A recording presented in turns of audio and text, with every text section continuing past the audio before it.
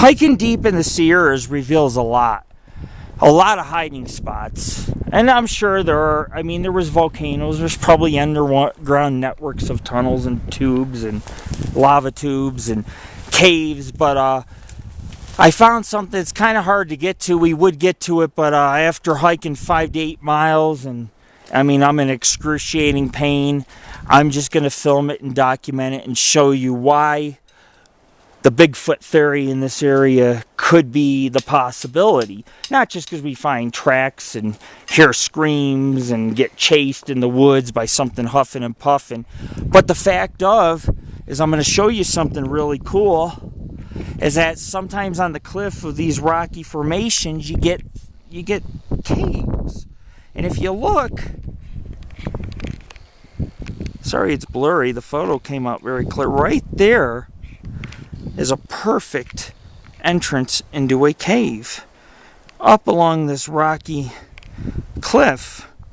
And so we don't know how deep it goes. We don't know if it's just a few feet back or it actually goes up under the cliffs in the mountain and down into the cliffs itself. But this is when people say, well, where does Bigfoot hide? How come he's not sighted? Well, let's see. He's got good sight, good hearing, good sense of smell, and therefore he would know 2 miles away if a human being was here, so he could hide.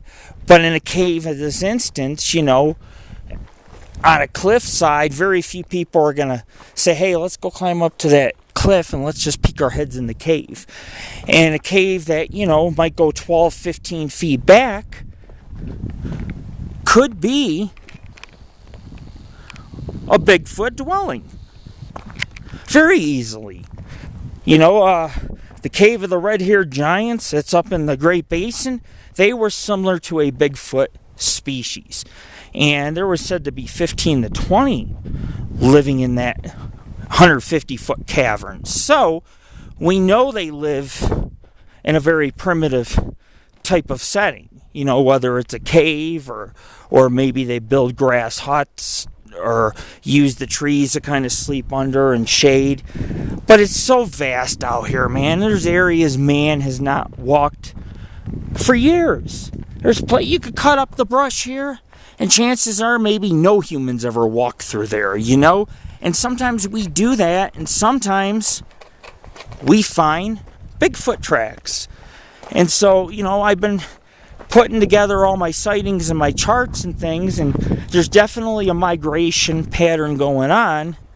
And our research we work hard at our research, and it's the same shame that Coast to Coast will not interview us so I can talk about my research and other radio shows, and but yet they want to interview people who take pictures of dust and call them demons, and pictures of taillights on cars and say they're eyes, and it's a disgrace is what it really is. And we need, just because I like to have fun, we need people who are really devoted and passionate towards the research, which at this time I am extremely devoted to what we do, or I wouldn't sit here and hike 8 miles just like the show Finding Bigfoot.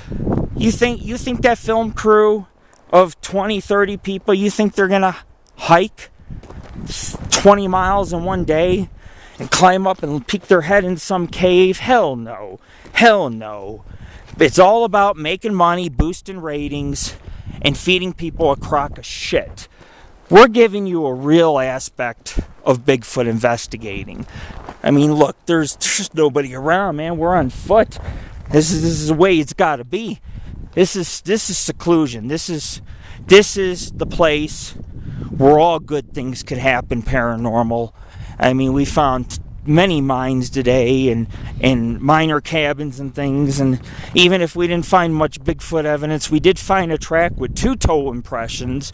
Kind of odd, a little smaller, could be an adolescent Bigfoot.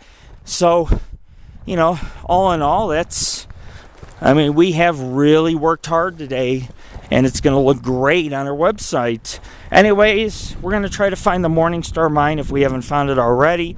We're going to cut down here to a lower road around the mountain, see what's on the other side, eat dinner, which is pizza, and then head for home, which will be about a 6 to 7 mile hike. This is Lord Rick, founder of the Paranormal Ghost Society.